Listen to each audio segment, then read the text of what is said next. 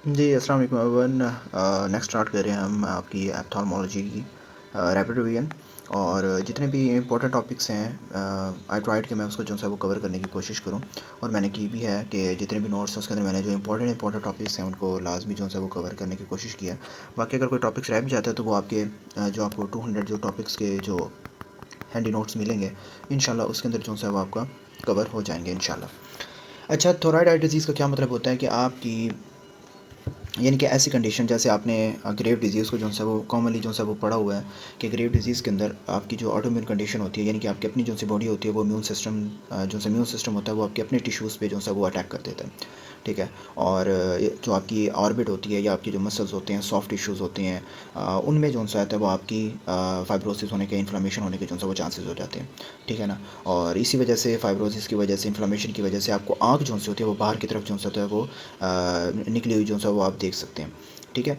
अब इस डिज़ीज़ के अंदर मोस्ट कॉमनली जब भी आपका ऑर्बिट की जो है जो कनेक्टिव टिश्यूज़ होते हैं, उनके जो सेल्स होते हैं, उनकी फिब्रोब्लास्ट एक्टिविटी एक्टिव होती है।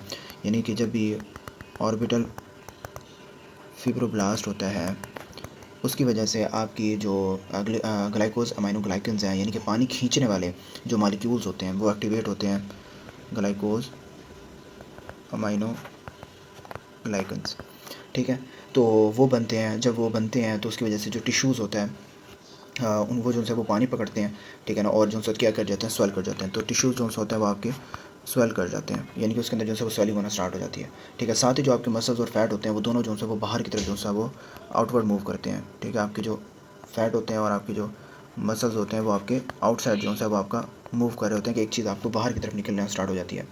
अब सारी बात है, जब वो स्वेल हो जाते हैं तो उसके बाद आपकी जो है वो क्रोनिक स्टेज के अंदर जो है वो आपको फाइब्रोसिस देखने को मिल रही होती है। क्या देखने को मिल रही होती है आपको? फाइब्रोसिस देखने को मिल रही होती है। तो जब फाइब्रोसिस होती है तो इसीलिए जो आँख है उसकी जो मूवमेंट होती है वो रिस्ट्रिक्ट हो जाती है, और इसे हम प्रोप्टोसिस कहते हैं। ठीक है ना। यानी कि आँख का बाहर की तरफ उभरना।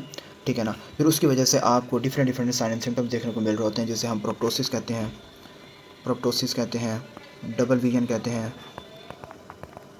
ठीक है। या फिर ऑप्टिक नर्व की जो है इससे ऑप्टिक जो नर्व होती है उसकी जो है वो आपकी कंप्रेशन भी हो सकती है। ठीक है ना। तो स्मोकिंग मेजरली इसका जो है वो कॉज होता है। बाकी पेशेंट जो होता है वो आपके पास किस तरीके से प्रेजेंट करता है with the history of bulging eye, proptosis. ठीक है ना। So proptosis with diplopia, pain is often mild और absent, staring look with lid retraction. अच्छा, इसके अंदर आपको ना ग्रिटी फीलिंग्स या फिर ड्राई आइज़ नज़र आ रही होती हैं। ठीक है ना। आँख जो सी होती है वो आपकी क्या हो जाती है, बिल्कुल खुश्क हो जाती है। और क्या कहते हैं, अपना जो आईलिड होती हैं वो आपकी आईलिड की रिट्रैक्शन या फिर उसकी प्रोप्टोसिस की वजह से जो कॉर्निया होता है वो पूरी तरह क्या होता है, कवर नहीं हो पाता। ठीक है।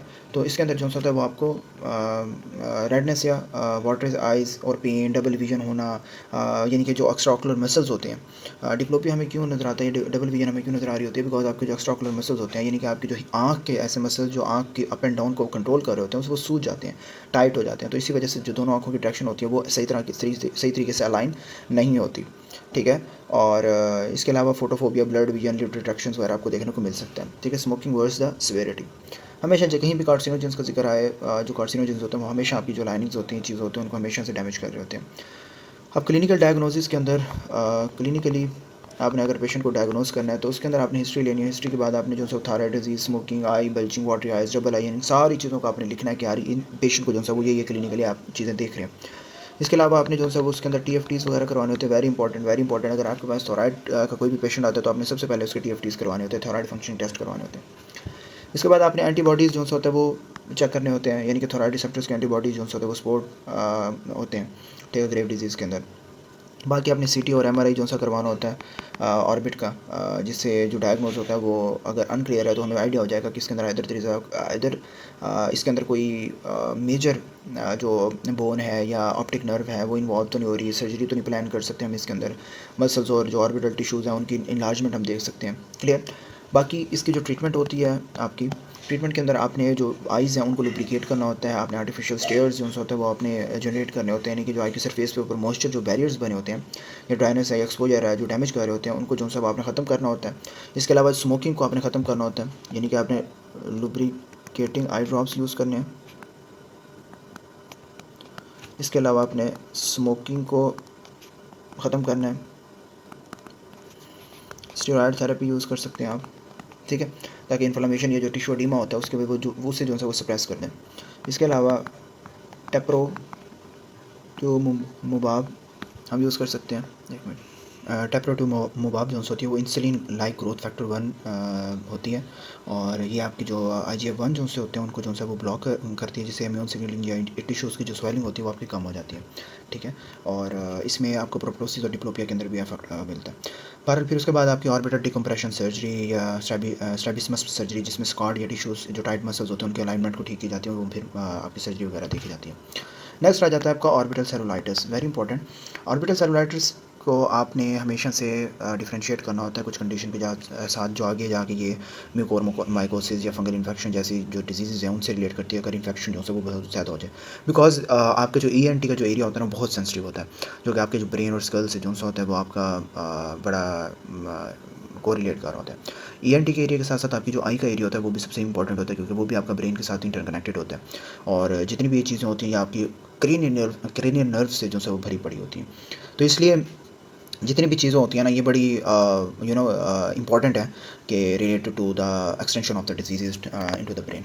तो ऑर्बिटल सेलुलाइटिस के अंदर ऑर्बिट के जो अंदर का टिश्यू होता है उसके जो है वो बैक्टीरियल इन्फेक्शन हो जाता है, और जो बैक्टीरियल स्पूटम होता है, यानी कि आपकी जो आईलिड होता है और ऑर्बिट के दरमियान जो फाइब्रस होता है उसको कहते हैं हम ऑर्बिटल सेप्टम, जो पर्दा होता है, ठीक है ना। तो उसके जो है वो पीछे होता है, और इसमें प्रीसेप्टल सेलुलाइटिस से जो है वो आपका ज़्यादा डेंजरस होता है, including your wear loss, abscess और इन्फेक्शन की वजह से। होता क्या है कि अगर अक्सर जो है वो साइनोसाइटिस होता है, क्या होता है, साइनोसाइटिस होता है, यानी कि आपकी जो आइज़ हैं इनके अपर जो से आपके साइनसेस होते हैं, यहाँ पे आपके जो बैक्टीरियल इन्फेक्शन होता है, ठीक है ना। और आपकी जो एथमॉइड साइनस हैं, साइनोसाइटिस या एथमॉइड साइनस है, अब यहाँ से जो है वो आपका फैलता है, ठीक है ना। अब फैलता इसलिए है क्योंकि इन दोनों कंडीशन में जो बोनी वॉल्स होती हैं वो आपकी क्या होती हैं, बहुत ज़्यादा थिन होती हैं, बहुत ज़्यादा ब्रीक होती हैं, ठीक है। तो इन्फेक्शन जो है वो ऑर्बिट के टिश्यूज़ में जाता है, वहाँ इन्फ्लेमेशन करवाता है, इन्फ्लेमेशन करवाने के साथ साथ एडिमा और पस भी करवाता है, ठीक है ना।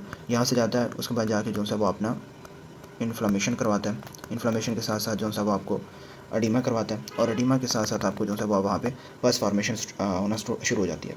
अब इससे मसल्स के और ऑप्टिक नर्व पे जो है वो आपका प्रेशर बढ़ता है। क्या होता है आपका ऑप्टिक नर्व पे और आपके जो मसल्स होते हैं उस पर क्या पड़ता है, आपका प्रेशर पड़ता है। प्रेशर जो है वो आपका बिल्डअप होता है, ठीक है। और अगर एब्सेस बन जाए तो जो प्रेशर होता है वो और ज़्यादा बढ़ के जो है वो विजन लॉस की तरफ जो है वो जाना स्टार्ट हो जाता है। इसके अंदर जो पेशेंट होता है वो प्रेजेंट होता है with a painful swallowing eyelet, यानी कि दर्द के साथ साथ जो आपकी आईलेट्स होती हैं उनकी जो स्वेलिंग है वो बढ़ती चली जाती है, ठीक है ना। तो this is orbit and pre orbital जो टिश्यूज़ होते हैं वो इन्फेक्टेड होते हैं, ठीक है। तो पेनफुल ऑप्थेल्मोप्लेजिया यानी कि आपकी जो पेनफुल के साथ साथ जो है वो आपकी स्वलन जो आई जो से वो आपको आईलेट्स नज़र आ रही होती हैं। ऑन द आई पेन जो होता है वो मूवमेंट के साथ साथ जो होता है वो दर्द करता है, ठीक है ना। Fever with light reading, proptosis, reduce vision, sinus infection history. अब पेशेंट आपको प्रेजेंट करते हैं तो hot swelling eyelid, painful movement of the eye, fever and an eye look push forward, बाहर की तरफ जो प्रोप्टोसिस है वो उसकी तरह आपको मिल रहा होता है। अब डायग्नोसिस के अंदर आपने क्या करना होता है कि जब भी आपने क्लिनिकल चीज़ें देखनी होती हैं कि पेन मूवमेंट नहीं हो रही, प्रोप्टोसिस नहीं हो रहा, फीवर डिप्लोपिया नहीं हो रहा, रिड्यूस विजन हो रहा है, रिस्ट्रिक्टिव मूवमेंट है, और आपने जो है वो इन्फ्लेमेशन देखनी है ज़्यादा। अब एज़ कम्पेयर टू दिस आपकी ये जो थायराइड डिजीज़ होती है उसके अंदर किसी किस्म की भी आपको स्वेलिंग वगैरह ऐसी चीज़ें नहीं मिलेगी। यहाँ पे आई जो है वो बहुत ज़्यादा सूजी होती है, स्वेलन होती है, ठीक है ना, और पस फॉर्मेशन आपको शो हो रही होती है। इसलिए आपने डायरेक्टली जाना है कि यार ये यहाँ पे किसी ना किसी चीज़ का जो है वो इन्फेक्शन हो रहा है, और साथ साथ आपको अगर फीवर की हिस्ट्री भी मिल रही है तो। फिर इसके अलावा आपने जो है वो विजन और रैपिड जो स्कैन है वो आपने करवाना होता है, जिस which is relatively afferent pupillary defect और जो शो कर रहा होता है। अपने विजुअल एक्यूटी और पीपल स्कैन करवाना होता है, CT करवाना होता है, ब्लड टेस्ट वगैरह करवाने होते हैं, यानी कि कंप्लीट ब्लड काउंट्स वगैरह करवाने होते हैं। बाकी ट्रीट जो होता है वो आपने IV इसमें जो है वो IV एंटीबायोटिक्स जो होता है वो देने होते हैं। मुबारक हुआ, पेंसिल भी नहीं चल रही। अच्छा, एंटीबायोटिक्स जो है वो देने होते हैं, और इसके अलावा जो होता है जो एंटीबायोटिक्स होते हैं वो ब्लड के अंदर जो high level of bacterial growth है उनको इनहिबिट करते हैं। इसके अलावा आप अगर सीवियर कंडीशन है तो अपने हॉस्पिटल में एडमिट करवाना है। And one important thing is कि आपने जो है वो ENT वालों का रिव्यू लाजमी करवाना है, ठीक है। ENT वालों का लाजमी आपने रिव्यू करवाना है, ठीक है। बाकी सर्जिकल ड्रेनेज करवाना है अगर एब्सेस वगैरह हो जाए, और बाकी सपोर्टिव केयर वगैरह करवानी होती है।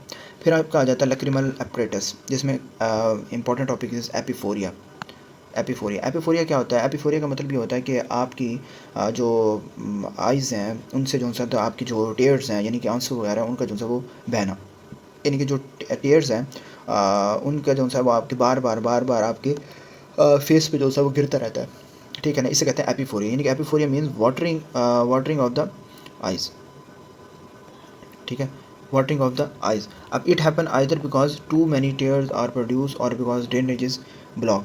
अब इसकी वजह क्या होती है कि आंसू जो है वो ज़्यादा बन होती है, उनका जो है ड्रेनेज सिस्टम होता है वो ब्लॉक हो जाता है, ठीक है ना। या उसका जो लैक्रिमेशन होती है वो आमतौर पर जो आपकी टेयर प्रोडक्शन जो कर रही होती है वो जो है वो ज़्यादा हो जाती है, ठीक है ना। और watering eye due to irritation भी जो है वो हो सकता है, ठीक है। नॉर्मली तौर पे आपकी जो टेयर्स हैं वो लैक्रिमल जो ग्लैंड है उनसे बन रहे होते हैं, ठीक है ना। और आपकी जो अगर जब आप आइज़ ब्लिंक करते हैं तो उससे जो है वो आपके जो आपकी आइज़ के ऊपर जो से सुराख होते हैं और कैनालिकुलाइज होते हैं या लैक्रिमल सैक्स होते हैं नेज़ो लैक्रिमल डक्ट होते हैं, उनके थ्रू जो है वो ड्रेन हो रहे होते हैं। किनके ड्रेन हो रहे होते हैं? थ्रू आपके पंक्टम, कैनालिकुलस, सैक और नेज़ो लैक्रिमल डक्ट, ठीक है ना। अब इसके ज़रिए तो आपके ड्रेन हो रहे होते हैं, लेकिन अगर इसके अंदर कोई ना कोई मसला आ जाए, ठीक है ना। एपिफोरिया तब होता है जब इन ये जो बैलेंस होता है ये डिस्टर्ब हो जाए। अगर आई सरफेस आपकी आइज़ की सरफेस जो है वो इरिटेट हो, ठीक है ना, और आपको जो है वो ड्राई आइज़ हो, बेलिफ्राइटिस हो, आप आगे जाके हम जो है वो पढ़ेंगे, फॉरेन बॉडी आपकी आँख में चली जाए या एलर्जी होना स्टार्ट हो जाए, जिससे आपकी जो है ना रिफ्लेक्स टेयरिंग हो, यानी कि जलन की वजह से आपको ज़्यादा से ज़्यादा जो है वो आपकी टेयरिंग प्रोडक्शन हो, ठीक है। और अगर आपका ड्रेनेज सिस्टम है वो आपका बंद हो जाए तो उसकी वजह से आपको जो टेयर्स होते हैं वो उस तरीके से जो है वो फ्लो नहीं करते, तो वो ओवरफ्लो करते हैं, जिसकी वजह से आपको लिड की जो है वो माल पोजीशन और पंक्टल स्टेनोसिस जो होते हैं वो देखने को मिलते हैं, जिससे आपकी जो ड्रेनेज है वो आपकी बढ़ जाती है। So lid malposition can stop tears entry to the punctum. Examination include puncta या tear, meniscus, fluorescein dye, disappearance और सिरिंजिंग। अब जो पेशेंट होता है वो आपके पास किस तरह साइन एंड सिम्टम्स के साथ आता है कि उसका जो आँख है उससे मुसलसल तौर पर जो है वो पानी बहता रहता है। इसके अलावा ब्लड विजन होता है। Normal tears can still overflow if drainage is blocked. Dry and paradoxically cast tearing inner canthus fullness suggest sac disease. अब ब्लड विजन होती है, इसके अलावा स्टिकी डिस्चार्ज या क्रस्टिंग जो है वो आपको देखने को मिल रही होती है।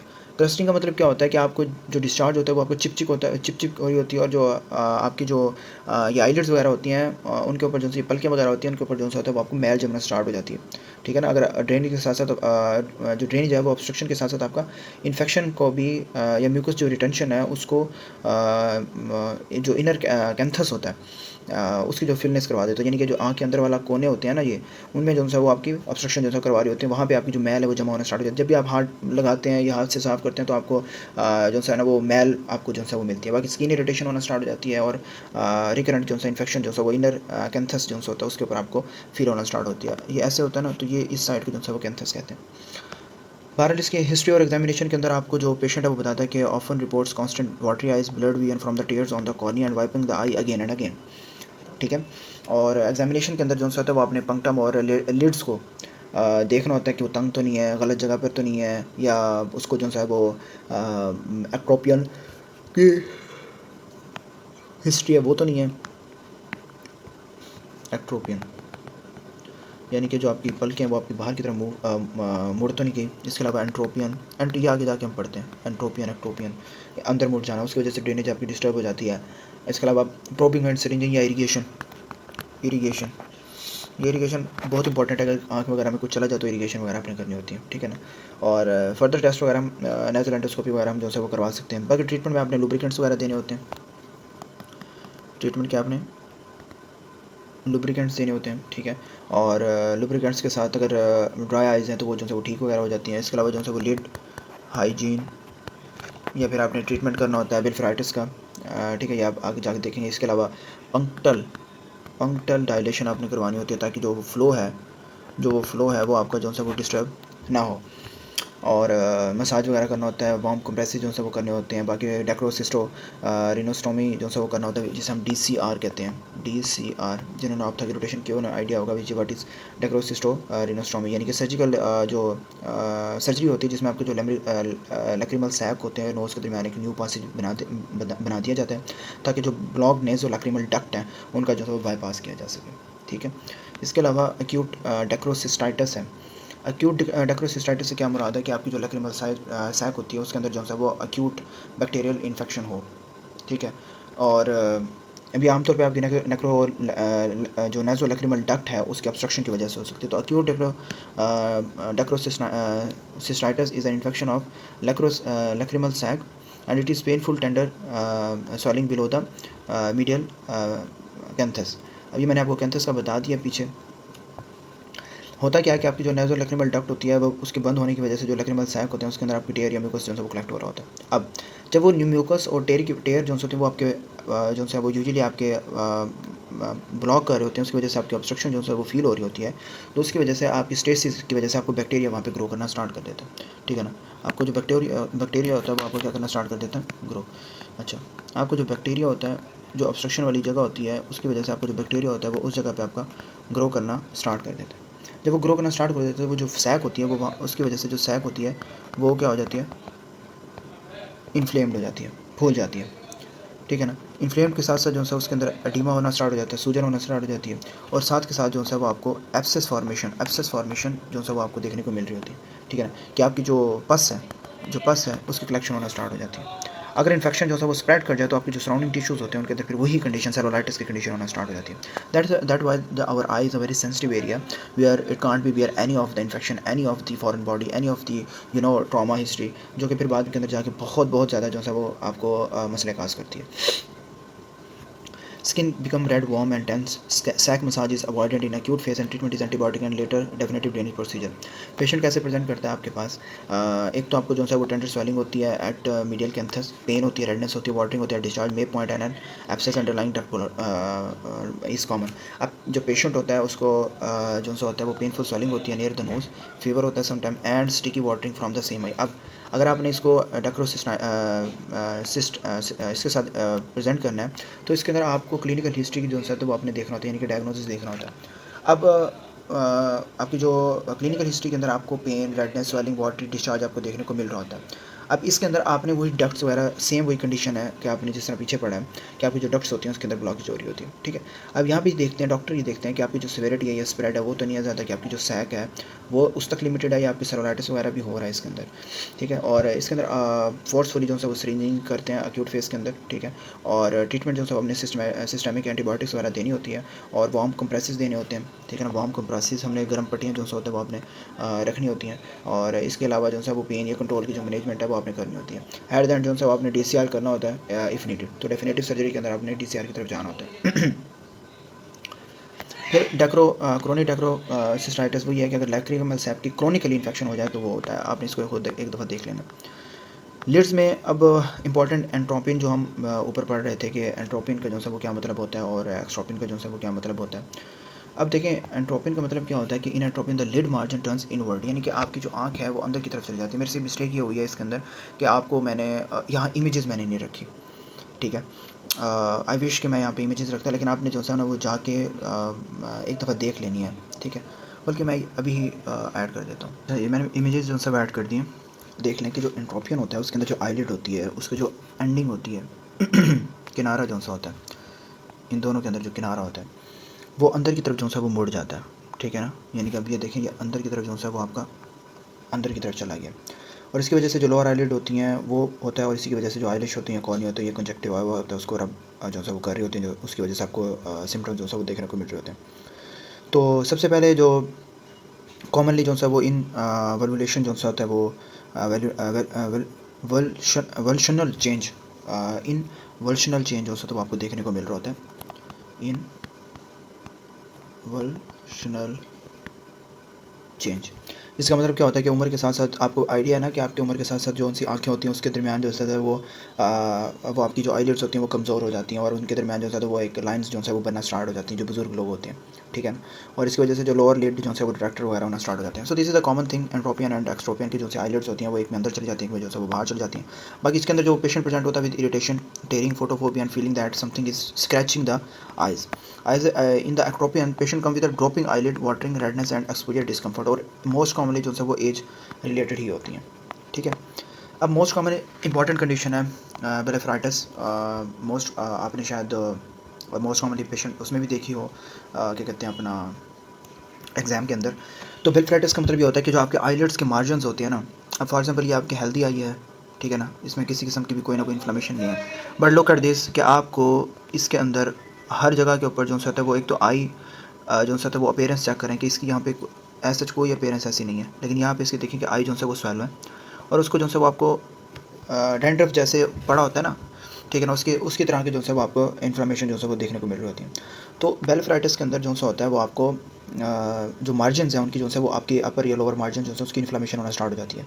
एक्यूट भी हो सकता है, क्रोनिक भी हो सकता है, ठीक है ना। और लैशेज जो से होती हैं, बेस होती है, और जो मीबोमियम ग्लैंड्स जो से होते हैं जिसे हम कहते हैं मीबोमियम ग्लैंड, जो आपके ऑयली जो सिक्रीशंस हैं, ऑयल सिक्रेट करने वाले होते हैं दोनों आईलिड्स के ऊपर, जो ऑयल की जो है वो सिक्रीशन करते हैं ताकि जो सी आइज़ हैं वो ज़्यादा वेट ड्राई ना रहें, तो उनका जो है डिसफंक्शन की वजह से भी जो है वो हो सकता है, ठीक है ना।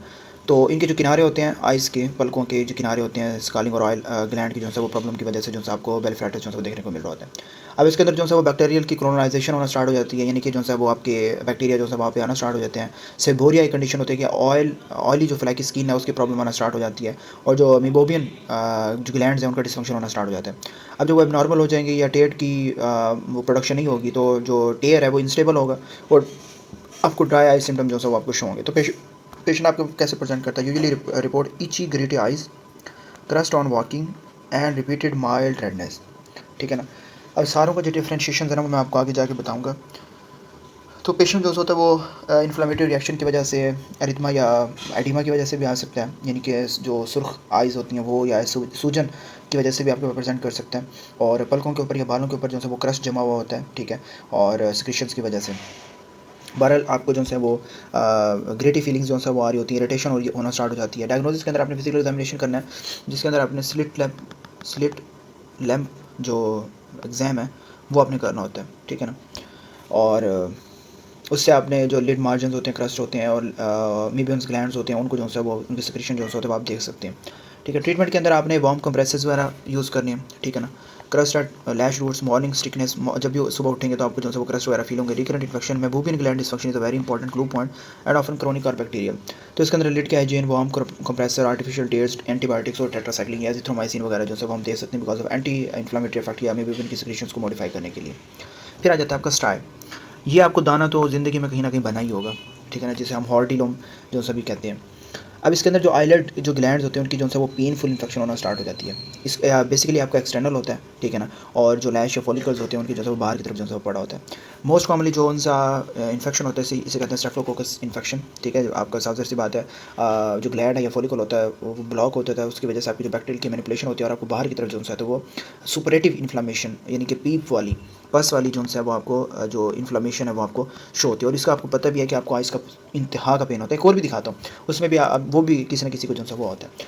पेशेंट आपका कैसे प्रेजेंट करता है? Sudden painful red bump on the eyelets and local tenderness. Very common history है कि आपने दूर से ही आप डॉक्टर जो है वो देख लेता है कि यार इसको जो है वो स्ट्राइक जो है वो बना हुआ है, ठीक है ना। अब इसको जो है वो अपने क्लाजियन से जो है वो डिफ्रेंशिएट करना होता है। क्लाजियन बिल्कुल नीचे है, हमने जो है वो पढ़ना है, उससे भी डिफ्रेंशिएट करना होता है। क्लाजियन के अंदर भी मैंने वो डिफरेंस जो है वो रखा हुआ है, वो मैं आपको नीचे दिखाता हूँ। तो उसे डिफ्रेंशिएट करना ज़रूरी होता है क्योंकि स्टाई के ऊपर पेनफुल और एक्यूट होता है, जबकि क्लेजियन जो होता है वो आपके पेनलेस होता है और क्रोनिक होता है। तो जो आपका स्टाई होता है वो आपका क्या होता है? पेनफुल होता है और आपका क्या होता है? अक्यूट होता है। सो acute painful lid lump, tender at lash line, small pustule, red swelling and resolve faster than chalazion. बहुत कॉमन सी कंडीशन है। अगर आपको इमेजेस याद है ना तो मुझे नहीं लगता आपको कोई चीज़ भूलेगी या प्रेजेंटेशन भूलेगी। आप देखें क्लेजियन और स्ट्राई का देखें। क्लेजियन जो होता है वो भी सेम होता है कि ब्लॉक्ड मेबियन ग्लैंड, इसके अंदर भी होता है कि ब्लॉक ऑयल ग्लैंड और एच वो मूबियन ग्लैंड। अब स्टाई और क्लेजियन के अंदर फ़र्क ये होता है कि दोनों की सेम कंडीशन होती हैं, ठीक है। और क्लेजियन में भी आपकी जो है वो आपके मीबियन ग्लैंड्स की जो है वो क्रोनिकली ग्रैनुलोमेटस जो है वो इन्फ्लेमेशन होना स्टार्ट हो जाती है। लेकिन इसके अंदर जो ओपनिंग अगर ब्लॉक हो जाए तो आपकी वही सेम के ऑयल की सिक्रीशंस जो है वो कलेक्ट होती रहती हैं और लिपिड की जो सराउंडिंग टिश्यू और इन्फ्लेमेटरी रिएक्शंस है वो करवा सकती है और ग्रेनुलोमा टाइप जो है वो बना देती है। क्या हो जाती हैं? ग्रेनुलोमा टाइप जो है वो फॉर्मेशन जो है वो आपको बना देती है। तो it is a lipogranulomatous rather than acute infection, ठीक है ना। क्रोनिकली जो सी वो चीज़ है ना, वो ओपनिंग को जो है वो ब्लॉक हो और ऑयल की सिक्रीशन कलेक्ट होती रहें और उसकी वजह से जो लिपिड की सराउंडिंग टिश्यूज़ हैं वो इन्फ्लेम्ड हो जाए, तो उसकी वजह से उसमें ग्रेनुलोमा टाइप जो है वो बम्प बनना स्टार्ट हो जाता है, ठीक है। इसके अंदर जब पेशेंट आपको प्रेजेंट करते हैं तो painless firm lid bump away from the lash line, chronic course, not hot very tender, biopsy frequent in the. तो patient present with slow growing firm eyelid, कोई पेन वगैरह नहीं होता। वो कहता है बस ये मुझे ना कम से कम कोई 3-4 महीने से जो है वो ऐसे निकल रही है, ठीक है ना। और जो डायग्नोज होता है उसके अंदर आपने कोई पेनलेस फिल्म लिड टर्म की जो है आपको हिस्ट्री मिलती है। और क्या कहते हैं अपना ट्रीटमेंट के अंदर वही warm compressive lead hygiene incision and IND जो है वो हमने करनी होती है विद स्टेरॉइड इंजेक्शन आपने देखनी होती है बिकॉज ऑफ लोकल इन्फ्लेमेशन जो है वो स्ट्रेस करके आपकी जो ग्लोमेरुलस लीजन्स होती हैं उनको श्रिंक करना होता है। क्लियर हो गया। फिर आपका आ जाती है ptosis. Ptosis is a very common history in a child's age well कि इसके अंदर जो अपर आईलिड होता है वो जो होता है आपका नीचे की तरफ जो है वो गिर जाता है। ये समटाइम आपको ऐसी भी कंडीशन देखने को मिलती है जब आपको डेंगू काटता है ना, उसके अंदर भी आपको पोटोसिस जैसी हिस्ट्री देखने को मिल रही होती है। अब पोटोसिस के अंदर आपका जो आईलिड होता है वो एलिवेट करने वाला जो सिस्टम होता है यानी कि जो लिवेटर मसल्स होते हैं जिसे एपिनोरोसिस भी हम कहते हैं, तो वो आपके जो आपके आईलिड्स होती हैं पलकें होती हैं वो ऊपर उठाने के अंदर हेल्प कर रहा होता है। अब उसके अंदर अगर वीकनेस हो जाए या स्ट्रेचिंग वगैरह हो जाए या नर्व पॉल्सी हो जाए थर्ड क्रेनियल नर्व की, तो उसकी वजह से आपको मैकेनिकल काज हो सकती है जिसमें जो है वो आपने आपको जो है वो प्रोसेस देखने को मिल रही होती है। क्या क्लेजियन या ट्यूमर के वेट की वजह से भी आपको जो है वो आपको अगर यहाँ पे अगर आपका फोड़ा जो है वो बन गया तो उसके वेट की वजह से भी आपको प्रोसेस जो है एक कॉमन सी कंडीशन है, प्रेजेंटेशन है behind the reason behind the scene जो होता है वो कोई और जो सी चीज़ें कर रही होती हैं। सो प्रोसेस का मतलब होता है dropping of upper lid levator weakness nerve palsy muscle disease कोई और है लेकिन ये कंडीशन है, एक सिम्टम शो कर रही है। ठीक है, तो आपके जो अपर लेड्स हैं वो आपकी जो है वो क्या हो जाते हैं आपकी नीचे गिर जाते हैं जिसकी वजह से आपको पोटोसी या vision blockage third nerve palsy की वजह से भी हो सकते हैं, हॉर्नर सिंड्रोम में भी हो सकते हैं। ठीक है, और असेसमेंट में लिवेटर फंक्शन और पीपल की एग्जामिनेशन करनी होती है। अब जब भी आपके ये नीचे गिरें तो आप पता है ना आप आँख उठाने के लिए हाथ थोड़ी ना यूज़ करेंगे बार बार, आप ये माथे के जो मसल्स होते हैं ठीक है ना जिन्हें हम फोरहेड रिंकलिंग कहते हैं, जो पेशेंट के जो फ्रंटालिस मसल्स होते हैं उनको यूज़ कर रहे होते हैं पलकें उठाने के लिए, right. And chin up posture यानी कि थोड़ा सा ऊपर करके हम देखते हैं, जैसे डेंगू काटते हैं तो हम जैसे ऊपर करके ऐसे देख रहे होते हैं या आँख ऐसे उठा के जो है वो ऊपर देख रहे होते हैं, तो वो जो सी कॉमन सी फनी सी कंडीशन होती है वो आपने जो है वो देखनी होती है। बच्चों के अंदर जो होता है वो आपने एम्ब्लियोपिया एक कंडीशन होती है, एम्ब्लियोपिया बच्चों के अंदर आईलिड जो होती है वो कवर कर रही होती है और जिससे विजुअल डेवलपमेंट जो है वो हो रही होती है। बाकी डायग्नोसिस का सिंपल सा होता है, आपको आइडिया हो जाता है कि आपने जो प्रोसेस की कंडीशन है, बाकी जो होता है उसने आपने अंडरलाइन काज को जो है ट्रीट करना होता है और डायग्नोज करना होता है कि यार मसला कहाँ पे आ रहा है, वेस्टीनिया है, नर्व का प्रॉब्लम है, क्लियोजन है, ये क्या मसला है। फिर उसके बाद उसने प्रोसेस जो है आपने सर्जरी करनी होती है कि जो लिवेटर्स है उनको टाइटन करना होता है और जो फ्रंटालिस सस्पेंशन है वो किए जाते हैं, आईलिड्स को मेंटेन किया जाता है और फिर बात करने जाके जो है वो फॉलोअप जो है आपने करवाना होता है पेशेंट को। So patient present with one or both eyelids sitting low, reduced visual field or tired heavy field। फिर आपका आ जाता है कंजक्टिवा। कंजक्टिवा के अंदर आपको कहता है कि इट फर्स्ट वन आ जाती है आपकी ड्राई आइज। अच्छा, dry eyes happens when tears are too few or evaporate too quickly, the ocular surface become inflamed and unstable। अब ये आपको मैं पीछे भी पढ़ा के आया हूँ कि आपके जब जो लैक्रिमल ग्लैंड्स होते हैं ना वो अगर आपको सही तरीके से रिस्पॉन्ड ना कर रहे हो तो उसके अंदर अब इसके अंदर जो पेशेंट होता है वो प्रेजेंट करता है with report burning fluctuating vision watery and discomfort that becomes worsen in wind AC और रीडिंग।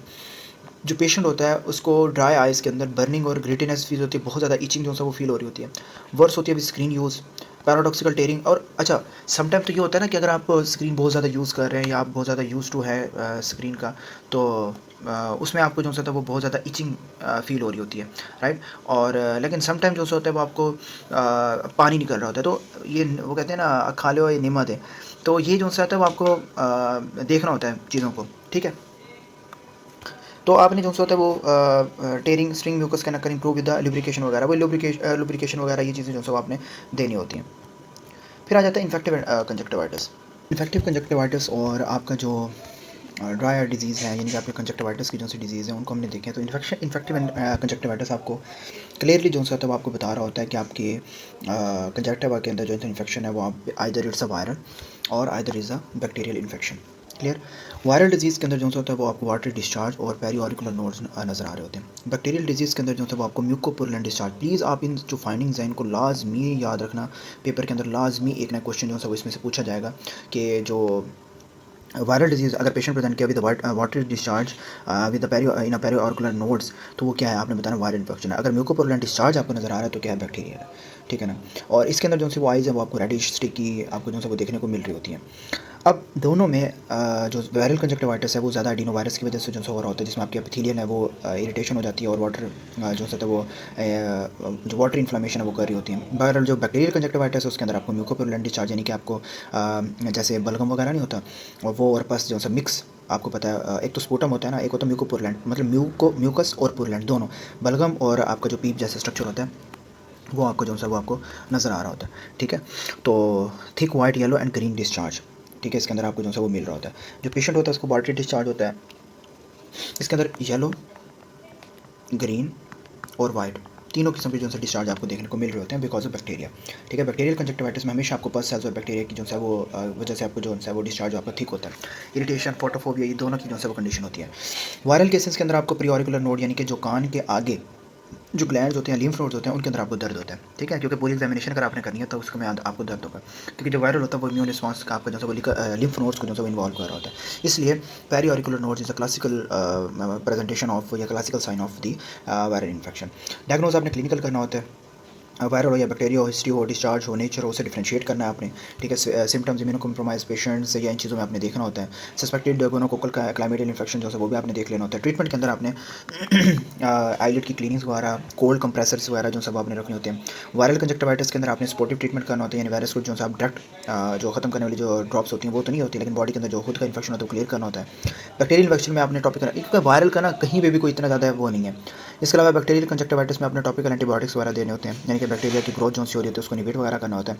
हाइजीन हाथ को हाइजीन रखना है, टॉवल शेयर नहीं करना। तो इस चीज़ से जो है वो आपको चीज़ें देखनी होती हैं। अब एक और आ जाता है इसमें, patient presenting with red sticky eyes discharge में आपने वो याद रखना कि येलो, ग्रीन और वो माइल्ड ऑफर बेसिकली जो बैक्टीरियल कंजक्टिवाइटिस के साथ है। अब आ जाता है एलर्जिक कंजक्टिवाइटिस या बैक्टीरियम, ये भी बहुत इंपॉर्टेंट है। एलर्जिक कंजक्टिवाइटिस के अंदर भी वही कंजक्टिवा की जो है वो इन्फ्लामेशन हो रही होती है, और जो एलर्जेंस होते हैं यानी ऐसी चीज़ें जैसे आपकी एलर्जी हो रही हो तो वो मास सेल जो होते हैं वो आपके सेम टू सेम वही के इम्यून सिस्टम जो होता है वो जब ओवर रिएक्ट होता है तो आपके जो मास सेल जो होते हैं जो आपकी एलर्जी के अंदर जो रिएक्ट करने वाले जो सेल्स होते हैं वो एक्टिवेट होते हैं, उससे हिस्टामिन रिलीज होता है। हिस्टामिन इचिंग या रेडनेस या स्वेलिंग जो है वो करवा रहा होता है। सीजनल जो एलर्जिक कंजक्टिवाइटिस है वो पोलन वगैरह इनसे जो है वो हो सकती है, ठीक है। अब मेन जो कंडीशन है वो है आपकी पेट्रिगियम एलर्जिक कंजक्टिवाइटिस। तो आप देख रहे हैं pterygium is link with UV exposure, dust and dryness. A growing pterygium can distort corneal shape. अब ये जो सी कंडीशन होती है ना, इसमें आपका फाइब्रोवेस्कुलर जो है ग्रोथ होना स्टार्ट हो जाती है, यानी कि रेशेदार जो है ना वो खून की जो नालियों वाला जो टिश्यूज होते हैं वो आमतौर पर जो होता है जो आपके नाक वाली साइड से जो है वो होता है वो कॉर्निया की तरफ जो है वो बढ़ना स्टार्ट कर देता है, ठीक है ना। इसको जो है वो सफ़र्स आई भी कहते हैं, कि उसकी वजह से आपकी जो आँखें होती हैं, सफ़र्स आई जो आपकी आँख होती है वो आपकी सफ़र कर रही होती है, ठीक है ना। यानी कि एक सफ़ेद सी झिल्ली टाइप होता है, यानी कि गोश्त का ऐसा टिकरा होता है जो उभर रहा होता है और कॉर्निया की तरफ जो आ रहा होता है। जब वो कॉर्निया की तरफ आ रहा होगा तो साजिर सी बात है उसकी वजह से आपकी आँखों की वजह से जो कॉर्निया वो डैमेज होगा। अब इसकी स्ट्रॉन्ग जो रिलेशन होती है वो आपकी यूवी एक्सपोजर जो सी होती है, अल्ट्रावायलेट जो सी लाइट होती है उसकी एक्सपोजर होती है, विंड डस्ट की वजह से भी हो सकता है, लेकिन मोस्ट कॉमन यूवी लाइट की वजह से हो रही होती है। अब उसकी वजह से इरिटेशन होती है, चेंजेस वगैरह आना स्टार्ट होती है, फाइब्रोवेस्कुलर टिश्यू जो है वो कॉर्निया की तरफ ग्रो कर रहे होते हैं। ऐसे जैसे अब ऐसे नहीं लग रहा जैसे धागे जो है वो आपकी आँख की तरफ जो है वो बढ़ रहे हैं, ठीक है ना। तो जो कॉर्निया है उसकी जो शेप है वो चेंज होती रहती है। So patient present you either is intensely itching watery eyes in allergy और विद फ्लैशी नेजल ग्रोथ और इरिटेशन इन द पेट्रिगियम। इसके अंदर जो पेशेंट आता है उसके अंदर विजिबली आपको फ्लैशी ट्रायंगुलर जो है ग्रोथ नज़र आ रही होती है। देखें आपको ट्रायंगुलर ग्रोथ ऐसे नज़र आ रही है ना, तो क्या आती है इसके अंदर flashy triangular nasal triangular growth suggest pterygium. Redness और इरिटेशन, फॉरेन बॉडी सेंसेशन वगैरह भी आपको देख सकते हैं। क्लिनिकली आपने जो होता है वो आपने डायग्नोज करना होता है। इसके अलावा भी आपने जो स्लिट लैम्प एग्जाम है वो आपने करना होता है, ठीक है ना, ताकि जो ग्रोथ है उसकी जो पोजीशन है, कॉर्निया की एक्सटेंशन है, इन्फ्लामेशन उनको जो है देख लें। ट्रीटमेंट के अंदर आपने कोई खास नहीं देना होता है, अगर संभाल है तो ठीक है, वरना एसिम्टोमेटिक रहता है। एंटी इन्फ्लेमेटरी या स्टेरॉइड ड्रॉप जो होता है वो आप यूज़ कर सकते हैं। सन ग्लासेस और सबसे इंपॉर्टेंट यूवी जो है प्रोडक्शन है, अल्ट्रावायलेट जो राइज है उसके लिए आपने सन ग्लासेस वगैरह आपने यूज़ करना होता है ताकि आपकी डस्ट और उससे भी जो है आपको बचाव हो जाए। बाकी अगर आपने सर्जरी करवानी है, अगर आपने सर्जरी के लिए डॉक्टर्स कहते हैं तो आपने जो फाइब्रोवेस्कुलर ग्रोथ है उनको जो रिमूव कर दिया जाता है, और जो लीजन्स हैं वो आपको अगर कॉन्स्टेंटली इरिटेशन कर रहे हैं या विजन के ऊपर इफेक्ट पड़ रहा है, फिर आपके जो ये ग्रोथ होती है इसको ख़त्म कर दिया जाता है। क्लियर। फिर आपका आ जाता है कैराटाइटिस। कैराटाइटिस का मतलब होता है कि जो कॉर्निया की है उसकी इन्फ्लामेशन होना स्टार्ट हो जाना। कैराटाइटिस मीन्स इन्फ्लामेशन और infection of the cornea and it is serious because the cornea must stay clear for a vision, ठीक है ना। अब कॉर्निया जो होता है वो आँख का जो है आपका ट्रांसपेरेंट पार्ट होता है, यानी आगे वाला जो है हिस्सा होता है, ठीक है ना, जो रोशनी की वजह से जो होता है वो जो है वो फोकस करने के अंदर जो है वो हेल्प कर रहा होता है। तो कैराटाइटिस के अंदर जब भी इन्फेक्शन होता है वो आपका बैक्टीरिया हो, वायरस हो, फंगस हो, अमीबा हो, या नॉन इन्फेक्शस के अंदर आपकी जो भी हम ऊपर पढ़ के आए हैं, ड्राई आइज हो, एलर्जी हो, यूवी लाइट्स वगैरह हो, होता क्या है कि आपकी जो कॉर्निया की एपिथेलियम होती है, यानी कि सबसे ऊपर वाली जो एपिथेलियम होती है, एपिथेलियम, अब ये जो है वो आपकी क्या होती है, डैमेज होती है। तो जर्म्स या इन्फ्लामेटरी जो ट्रिगर्स होते हैं वो कॉर्निया की जो है वो जो बैक्टीरियाज हैं वो आपके एपिथेलिया के अंदर जब एक्सपोजर होता है तो कोई ना कोई जो से बैक्टीरियाज वगैरह होते हैं वो उसके अंदर जो है वो एंटर कर जाते हैं, ठीक है, जिसकी वजह से आपको जो कॉन्टैक्ट लेंसेज हैं वो आपको जो है वो ड्राई आइज़ या ये चीज़ें जो है वो आपको फील होना स्टार्ट हो जाती हैं। मोस्ट कॉमनली नॉन इन्फेक्शस भी हो सकते हैं कि ड्राई आइज़ या यूवी एक्सपोजर की वजह से, ट्रॉमा की वजह से भी आपको जो है वो इन्फ्लामेटरी जो सेल्स होते हैं, एडीमा है, वो भी होना स्टार्ट हो जाता है। तो जो कॉर्नियल की जो बहुत कंडीशन में है, चाहे आइज़ की हो या इन्फेक्शस हो या नॉन इन्फेक्शंस हो, तो उसके अंदर आपको जो कॉर्नियल ट्रांसपेरेंसी है, जो कॉर्नियल ट्रांसपेरेंसी वो आपकी क्या हो जाती है, आपकी कम हो जाती है, ठीक है। और इन्फेक्टिव कैराटाइटिस के अंदर आपके ऑर्गेनिज्म जो होते हैं वो आपके कॉर्नियल टिश्यूज़ के अंदर जो है वो क्या कर रहे होते हैं, आपके इन्वेड कर रहे होते हैं, जिसकी वजह से इम्यून रिएक्शन ज़्यादा होता है और डैमेज भी जो है वो ज़्यादा होता है। How patient present, so patient come to with severe pain, watering, light sensitivity and blur often after a contact lens और अ ट्रॉमा। सारों की जो डायग्नोसिस है ना वो आपको फाइंडिंग्स वैसे दी जाती है कि आपको जैसे इसके अंदर पेनफुल रेड आई है, फोटोफोबिया है, कॉर्नियल इन्फिल्ट्रेट है, कॉन्टैक्ट लेंस की हिस्ट्री है, ऐसी एलर्जी कंजक्टिवाइटिस है उसके अंदर आपको nasal triangular growth suggest Patrick की जो है वो हिस्ट्री जो है वो देखने को मिलेगी, ठीक हो गया। डायग्नोसिस के अंदर आपने हिस्ट्री स्लिट लैम्प टेस्ट करवाना होता है, इसके अंदर आपने जो इन्फ्लेमेटरी सेल्स वो देखने को होते हैं। इसके अलावा आपने फ्लोरोसेंट जो डाई होता है, फ्लोरोसेंस जो डाई होता है वो आपने जो है वो यूज़ करना होता है ताकि जो कोने के एपिथेलियम्स है उनकी जो उनसे ब्रेक्स वगैरह होती हैं एपिथेलियल की उसको हाईलाइट करे। और कॉर्नियल स्क्रैपिंग कॉर्नियल स्क्रैपिंग जो होता है वो करते हैं यार, अच्छा सुन लें, कॉर्नियल स्क्रैपिंग जो है वो कर रहे होते हैं, अच्छा हो गया। कॉर्नियल स्क्रैपिंग वो आपकी करते हैं। कॉर्नियल स्क्रैपिंग से क्या होता है कि जो आपकी माइक्रोस्कोपी होता है, कल्चर होता है, उसका ऑर्गेनिज्म को जो हम आइडेंटिफाई कर रहे होते हैं। बाकी जो सा ट्रीटमेंट होता है उसके अंदर आपने लुब्रिकेंट्स वगैरह देने होते हैं, और जो अंडरलाइन काज है, अगर अल्ट्रावायलेट एक्सपोजर अल्हम्दुलिल्लाह उनको जो है वो या कॉन्टैक्ट लेंस वगैरह या अल्ट्रावायलेट से एक्सपोजर है तो आपने ग्लासेस वगैरह जो है वो देनी होती हैं। बाकी एंटीबायोटिक्स या एंटीमाइक्रोबियल्स वगैरह आपने देनी होती है, अगर बैक्टीरिया, फंगस या प्रोटोजोआ वगैरह जो इनिबिट करने के लिए आपने ये देनी होती हैं। बाकी डायलेटिंग ड्रॉप्स इंपॉर्टेंट है। डायलेटिंग ड्रॉप्स जो होता है वो आपने पेशेंट के अंदर देने होते हैं ताकि जो मसल्स हैं सिल्ड्री स्पाज़म हो रहा है उसको जो है वो ठीक कर सके, ठीक है। इनको हम साइक्लोपेलाजिक भी कहते हैं, जिससे प्यूपल्स की जो टेम्परेरी तौर पे वो जो है डायलेट कर देती हैं। और बाकी बस इसके अंदर आपने याद रखना है कि पेन, फोटोफोबिया और watery red eyes with vision drop आपने देखनी होती है। और कंजक्टिवाइटिस से ज़्यादा जो है वो आपका कॉर्नियल इन्वायरमेंट जो है वो इसके अंदर देख रहे होते हैं। फिर आपका आ जाता है कॉर्नियल अल्सर। कॉर्नियल अल्सर से क्या मुराद है कि कॉर्नियल अल्सर्स के अंदर जो आपका कॉर्निया के जो एपिथेलियम होते हैं वो आपका डिफेक्ट हो जाता है। A corneal ulcer is an epithelial defect with stromal infiltration, usually from infection, and untreated disease can scar and perforate the cornea. अब आपकी जो एपिथेलियम होते हैं अगर उसके अंदर डिफेक्ट हो जाए या आपका ज़ख्म वगैरह हो जाए या आपकी इन्फ्लेमेशन होना स्टार्ट हो जाए तो उसकी वजह से आपकी जो सरफेस है वो उनके जो बैरियर्स हैं अगर वो टूट जाएँ तो ट्रॉमा हो, कॉन्टैक्ट लेंस हो या कोई भी वजह हो तो उसकी वजह से आपको जो बैक्टीरिया, फंगस, वायरस या जो अमीबास वगैरह होते हैं उनकी एंट्री हो, टिश्यूज़ की इन्वेजन हो, फिर जो इन्फ्लेमेटरी सेल्स हों वो आपकी जो इंजाइम्स हो वो आपकी कॉर्नियल स्ट्रोमा यानी कि जो कॉर्निया होते हैं उसके जो साइड्स जो गहरे हिस्से होते हैं उनको जो है वो डैमेज करें। कॉर्नियल स्ट्रोमा का मतलब ये होता है कि आपकी जो कॉर्निया की आप ये साइड कॉर्निया की साइड्स पे जो है ये गहरे हिस्से होते हैं, इनके अंदर जो है वो आपका ऑर्गेनिज्म जाके जो है वो अल्सरेशन वगैरह या नेक्रोसिस वगैरह जो है वो काज करना स्टार्ट कर दें, ठीक है ना। और अगर ये जो प्रोसेस है वो अनकंट्रोल हो जाए तो फिर उसको हाइपोपियन भी कहते हैं। क्या कहते हैं? हाइपोपियन में अपीयर इन सीवियर डिजीज़। तो उसके अंदर जो कॉर्निया के पीछे जो है वो आपको पीप या सफ़ेद जो है ना वो आपको लेवल नज़र आना स्टार्ट हो जाता है कॉर्निया अल्सर के अंदर, ठीक है। पेशेंट आपके पास सीवियर पेन और फॉरेन बॉडी सेंसेशन के साथ आता है, ऐसा कुछ भी नहीं होता। और फोटोफोबिया या आपको जो है वो वाइट स्पॉट ऑन कॉर्निया आपको नज़र आ रहा होता है। डायग्नोसिस के अंदर जो होता है आपने फ्लोरेसेंस स्टेनिंग करना होता है, वाइट स्ट्रोमल इन्फिल्ट्रेट आपको नज़र आ रहा होता है, marked pain and photophobia, hypopyon जो होता है वो आपको प्रेजेंट होता है जो मैंने आपको बता दिया। नीड अर्जेंट जो सा ट्रीटमेंट होता है। How patient present with a very painful red eye, watering, photophobia and vision loss sometime after contact lens wear और कॉर्नियल इंजरी। स्लिट लैम्प की एग्जामिनेशन या फ्लोरेसेंस स्टेनिंग जो है वो हम करवा रहे होते हैं। फ्लोरेसेंस में आपने एपिथेलियल का डिफेक्ट जो है वो देखना होता है।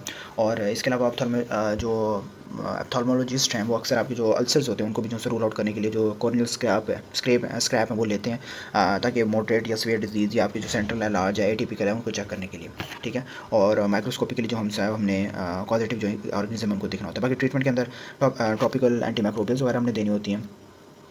जो ऑर्गेनिज्म को जो है वो डायरेक्ट कॉर्नियल सरफेस पे जो है वो हाई कंसंट्रेशन में जो है वो इनहिबिट कर रही होती है। और बैक्टीरियल अल्सर्स में हमने एंटीबायोटिक्स ड्रॉप्स वगैरह देने होते हैं। फंगल में प्रोटोजोल, फंगल या प्रोटोजोल में अपने स्पेसिफिक एजेंट्स वगैरह देने होते हैं। बाकी साइक्लोप्लाजिक ड्रॉप्स आपने देने होते हैं ताकि जो है वो इन्फ्लेमेशन को रिड्यूस कर सकें। और इसके अलावा सर्जरी जो है वो आपने तब करनी है जब अगर आपके ऑप्थेल्मोलॉजिस्ट हैं वो कंसर्न करें, अगर नॉन हीलिंग अल्सर हो, स्कारिंग हो या ग्राफ्टिंग की ज़रूरत पेश आए तो उसमें आपने जो है वो करनी होती है। सो आपने याद क्या रखना है कि कॉर्नियल अल्सर्स के अंदर एक इमरजेंसी कंडीशन है जिसके अंदर आपको painful red eye, photophobia, reduce vision, corneal white spot जो है वो आपको नज़र आए। ठीक है, फिर आपका आ जाता है uveal tract, very important, anterior uveitis. प्लेबेबल कीज़ इसको सबसे ज़्यादा हाई रेट करती है, इस पॉइंट को, एंटीरियर यूवियाइटिस को। अच्छा, यूवियाइटिस के अंदर क्या क्या मतलब होता है कि आपका जो यूवियल ट्रैक होता है, uveitis is inflammation of uveal tract, anterior uveitis commonly caused by ciliary pain and photophobia. अच्छा, अब इसके अंदर सबसे इंपॉर्टेंट फाइंडिंग्स होती है cells and flare are seen, सबसे इंपॉर्टेंट फाइंडिंग्स है। अगर आपने प्लेबेबल कीज़ पढ़े हैं तो आपको शायद इस चीज़ का आइडिया हो। ठीक है, तो क्या होता है कि आपकी जो आँख की जो मिडल वेस्कुलर लेयर होती है उसके अंदर जिसमें आपका आयरस होता है, सिलरी बॉडीज़ होते हैं, क्रोइड्स वगैरह होती हैं, जो ब्लड सप्लाईज होती हैं वो होती हैं। ठीक है, और एंटीरियर यूवियाइटिस होता है आपका आगे वाला हिस्सा जिसमें आपका आयरस, सिलरी बॉडीज़ वगैरह पड़ी होती हैं। इंटरमीडिएट यूवियाइटिस के अंदर पीछे होता है जिसमें आपका विट्रस पड़ा होता है, यानी कि आँख के अंदर जो जेली जैसी मादा होता है वो। पोस्टीरियर यूवियाइटिस आपका पीछे वाला होता है, उससे भी पीछे वाला होता है जिसके अंदर क्रोइड और रेटिना पड़े होते हैं। और पैन यूवियाइटिस होता है आपका पूरी यूवियल ट्रैक। ठीक है, कौन कौन से होते हैं आपके? एंटीरियर, पोस्टीरियर, इंटरमीडिएट और पैन। इसके अंदर आपके सिलरी बॉडीज़, मतलब सी से लिख रहा हूँ कि सिलरी बॉडीज़ होते हैं। ठीक है, और आयरस होता है। और इंटरमीडिएट आता है, इंटरमीडिएट आपका मिड वाला होता है जिसके अंदर आपकी विट्रस पड़ा होता है।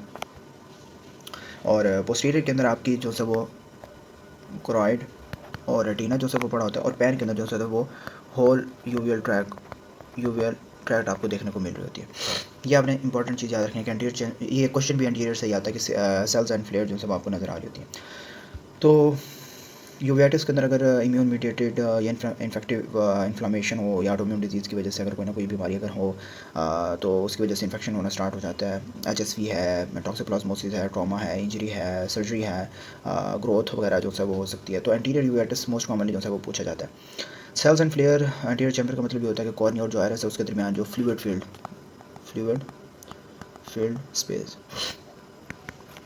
अब सेल्स क्या होते हैं, यानी कि इन्फ्लेमेटरी सेल्स जो चैम्बर्स के फ्लूइड होते हैं उसमें आप कैसे शो हो रहे होते हैं, जैसे तैर रहे हैं। और फ्लेयर का मतलब क्या होता है कि प्रोटीन लीकेज की वजह से जो रोशनी होती है ना, वो आपको नज़र आती है। यानी कि सेल्स मतलब ऐसी कंडीशन कि आपके जो सेल्स हैं वो आपके ऐसे करके घूम रहे हैं और आपको जो है वो लाइट जो है वो यहाँ पे आपकी पड़ रही है, cells and फ्लेयर्स।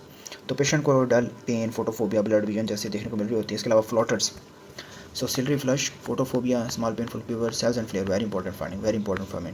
Consensual photophobia surgery. So patient can present with a deep Asian red eye, light sensitivity and blurred vision, often without sticky discharge. So silent flares को जो है आपने लाजमी याद रखना है।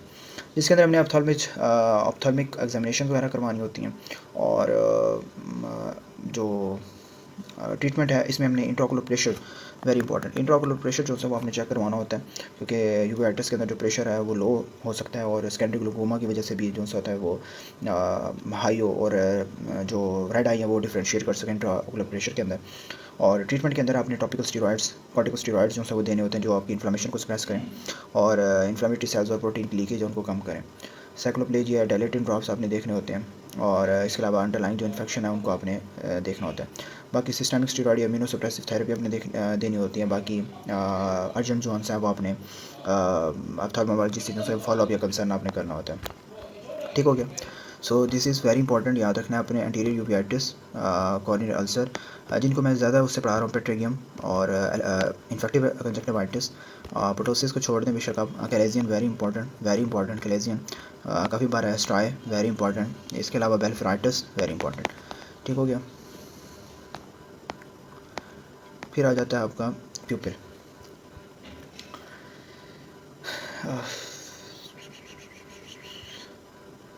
प्यूपिल में वो कहता है कि नॉर्मल एंड अबनॉर्मल प्यूपिल रिट्रैक्शन। इसके अंदर आपने याद रखना है कि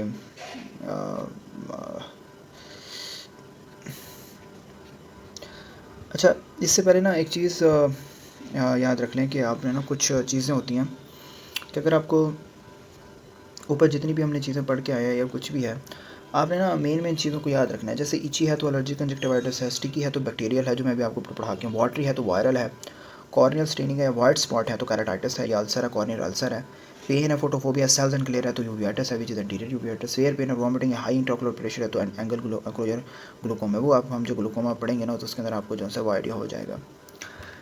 ठीक है, तो आपने ना काइंडली इनके जो से वो पॉइंट्स हैं ना, इनको लाजमी आपने याद रखना है। अच्छा, प्यूपल वो कहता है normal and abnormal pupil retraction का क्या मतलब होता है कि जो प्यूपल होती है वो आँख के जो बीच में आपका फॉर एग्जाम्पल आई है ना, ये फिर लिखना। अच्छा सुन ले, जो पीपल एग्जामिनेशन होती है help to assess the optic nerve retina midbrain pathways and parasympathetic function.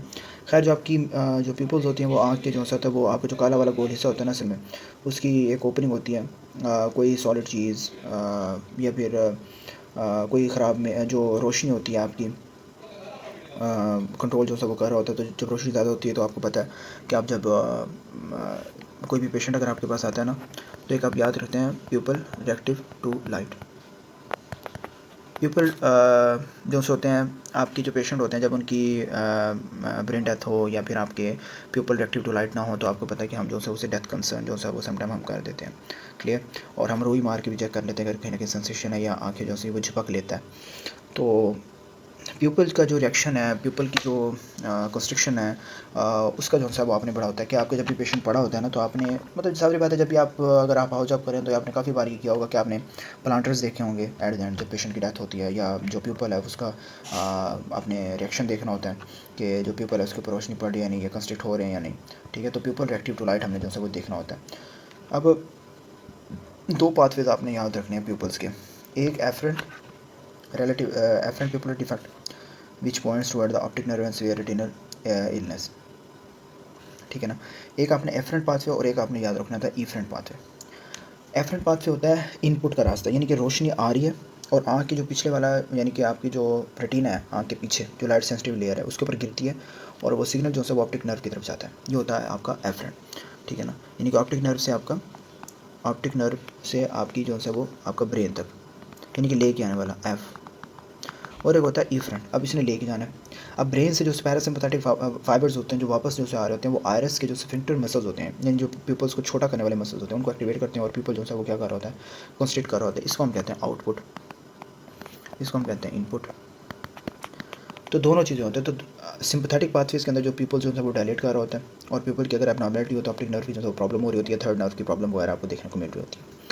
Normal people की रिफ्लेक्शन क्या हो रही होती है, फिक्स्ड डायलेटेड पीपल का करें एक्यूट क्लोजर ग्लूकोमा और थर्ड नर्व पाल्सी। अब जब भी आँख की जब आप रोशनी डालते हैं लाइट रिफ्लेक्स का क्या मतलब होता है, तो आँख क्या होती है, छोटी हो जाती है। ठीक है, डायरेक्ट हाई लाइट रिफ्लेक्स जिसे हम कहते हैं। और साथ ही आपने दूसरी आँख के पीपल्स जो होते हैं वो छोटे हो जाते हैं। ठीक है, एक आँख जो होता है वो आपने डाली, उससे जो है इसे हम कौन सेंसुअल जो लाइट रिफ्लेक्स जो कहते हैं कि दोनों जो है वो नॉर्मल होता है, मतलब एफरेंट और इफरेंट सिस्टम दोनों आपके ठीक काम करें। एक होता है आपका नियर रिफ्लेक्स, जब पेशेंट दूर से खड़ा दूर वाली चीज़ को मतलब अपने करीब देखना चाहे तो वो आँखों को बिल्कुल जो पीपल्स होते हैं उनकी छोटी होती है, लेंस की अकोमोडेशन होती है यानी कि फोकस करने के लिए एडजस्ट कर रहा होता है, तो आँखों की कवरेज के लिए वो क्या होती है, छोटी हो जाती है। तो इसके अंदर एक कंडीशन होती है जिसे हम एनिसोकोरिया के नाम कहते हैं। एनिसोकोरिया का मतलब होता है कि जो दोनों पीपल्स होते हैं उनका साइज़ अनइक्वल हो जाता है। ठीक है ना, और जितनी भी एनिसोकोरिया की कंडीशंस होती हैं वो डेंजरस नहीं होती, लेकिन फिजियोलॉजिकली न्यूरोलॉजिकल डिजीज़ के साथ जो है वो प्रेजेंट कर सकती हैं। अगर आपकी ब्राइट लाइट में आपको ज़्यादा नज़र आ रहा है या जो बड़ी पीपल्स अब नॉर्मल हो सकती हैं या कंस्ट्रक्ट करने में प्रॉब्लम आ रहा है, डार्क में आपको ज़्यादा जो छोटी हो या छोटी पीपल्स अब नॉर्मल हो, तो वो उस तरीके से हो सकता है। तो पेशेंट जो होता है वो स्विंगिंग फ्लैश लाइट टेस्ट के साथ जो आपके पास आप हमने देखना होता है which rapid means afferent pathway problem, dilated poor refractory pupil is serious, moises and ptosis suggest Horner syndrome, pupil finding help to colonize neurological lesions। अब अनइक्वल pupils हैं यानी कि एक साइड का ज़्यादा है pupils डायलेट हो रहे हैं, कंस्ट्रिक्ट हो रहे हैं, तो आपका ऑटोनॉमिक नर्वस सिस्टम कंट्रोल जो है वो डिस्टर्ब हो जाता है। कभी कभी सिम्टम्स में आपको एनिस्कोरिया जैसे चेंजेस जो है देखने को मिल रहे होते हैं, headache, ptosis, diplopia, neck pain या न्यूरोलॉजिकल साइंस आपको देखने को मिल रहे होते हैं which is relate to your third nerve palsy. Treatment के अंदर आपने फिजियोलॉजिकल एनास्कोरिया जो होता है उसको पहले ट्रीट करना होता है। ठीक है ना,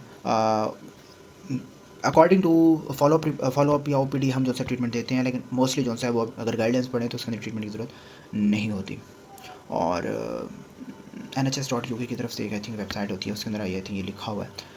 अगर एनास्कोरिया जो है वो हॉर्नर सिंड्रोम या थर्ड नर्व पॉल्सी की ट्रॉमा हो तो उसके अंदर जो है वो ये ग्लूकोमा की वजह से हो तो हमने जो है वो अपने ठीक करना होता है, ठीक है।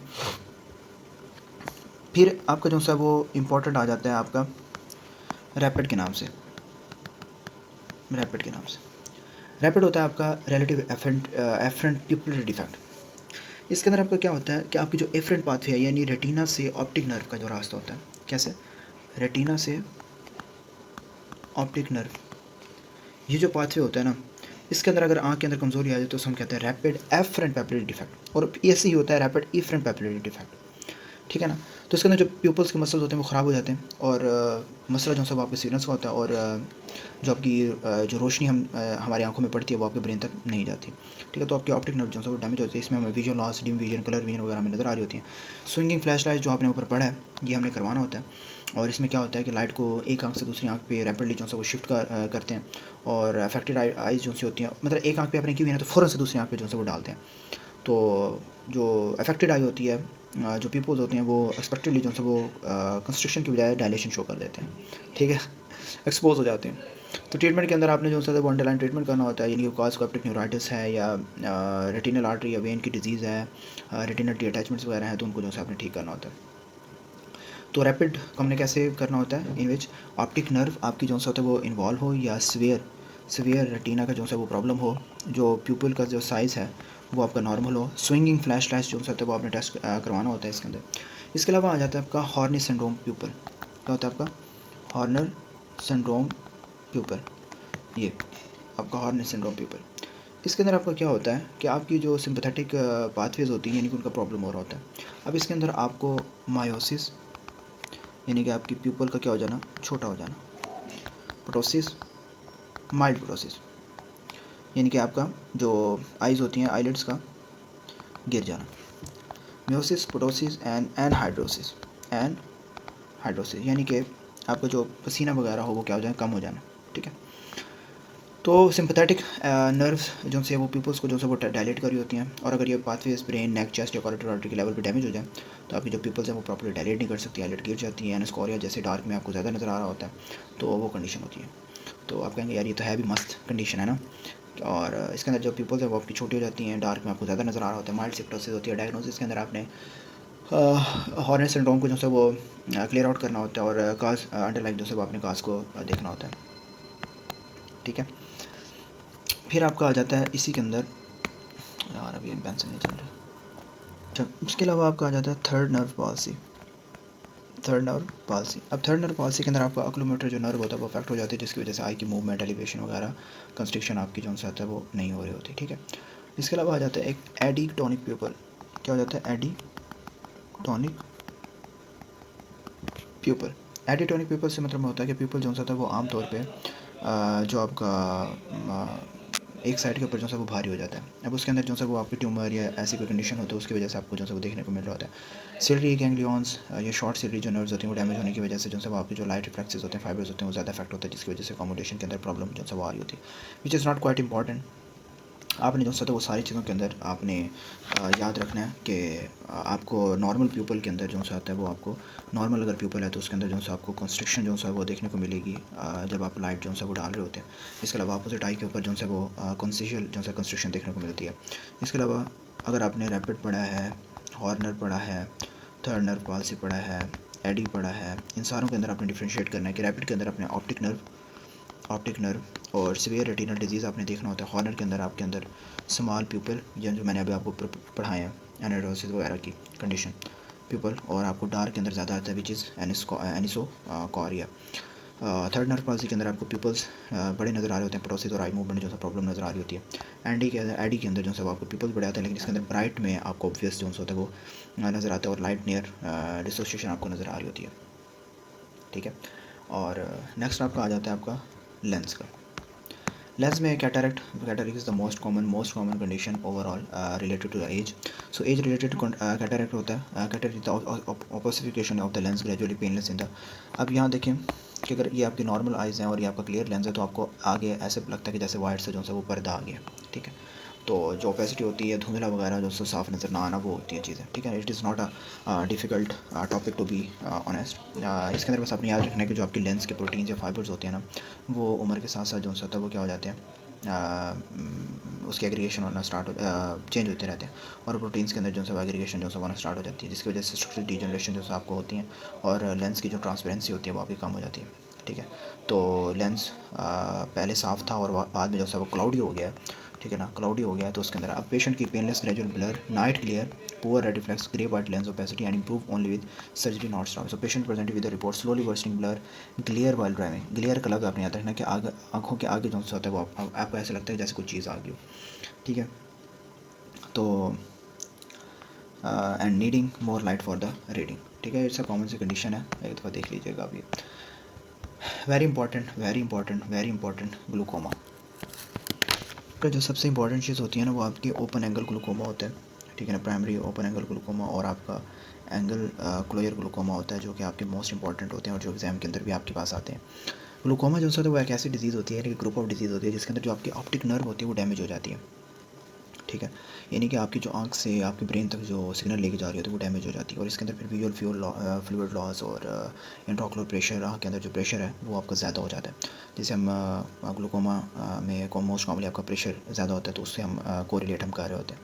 तो जब आपके आँख के अंदर जो एक्वस ह्यूमर है वो जब ज़्यादा हो जाता है, तो यानी कि जब आपका एक्वस ह्यूमर जो है वो आपका ज़्यादा हो जाता है आपकी आँख के अंदर, एक होता है ना विट्रियस ह्यूमर जो आगे आपके आइज़ के होता है, तो एक होता है एक्वस ह्यूमर जो आपके फ्लूइड जो होता है आँख के अंदर जो है वो क्लियर पानी जो है जैसा फ्लूइड होता है वो, और जो वो बनना स्टार्ट हो जाता है, और फिर जो ड्रेनेज एंगल है उससे निकल रहा होता है। लेकिन जब अगर फ्लूइड जो है वो ठीक से ड्रेन ना हो और इंट्राओकुलर प्रेशर जो होता है वो आपका बढ़ जाए, तो जो प्रेशर होता है वो ऑप्टिक नर्व को क्या होता है मैकेनिकली और वस्कुलर जो है वो कंप्रेस कर देता है, तो जो नर्व फाइबर्स होते हैं वो डैमेज हो जाते हैं, और इसकी वजह से आपको दो कंडीशन देखने को मिल रही होती है। ओपन एंगल ग्लूकोमा जिसके अंदर आपका ड्रेनेज एंगल जो है वो ओपन होता है, लाइक माइक्रोस्कोपिक आउटफ्लो जो है उसमें रेजिस्टेंट होती है, और एंगल क्लोजर ग्लूकोमा के अंदर आपका जो ड्रेनेज एंगल है वो फिजिकली क्या होता है, टाइट होता है, क्लोज होता है।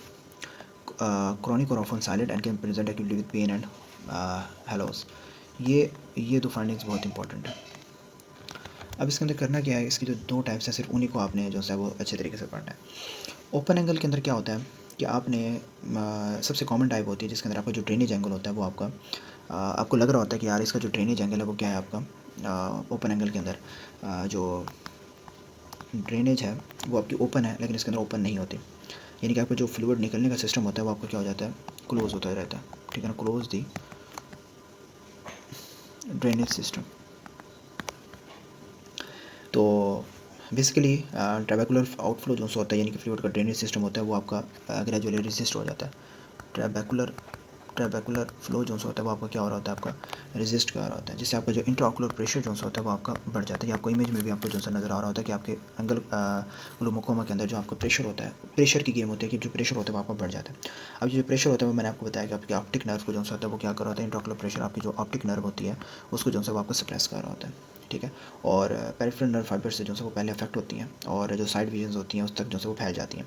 पेशेंट अर्ली स्टेज के अंदर तो उससे कोई सिम्टम्स वगैरह नहीं होता, फिर उसके बाद पेरिफेरल विजन लॉस, और एडवांस स्टेज के अंदर जो है वो टनल विजन आपको जो है वो होना स्टार्ट हो जाता है, यानी कि बीच हिस्से के जो है वो नज़र आ रहा होता है और साइड से जो है वो नज़र नहीं आता।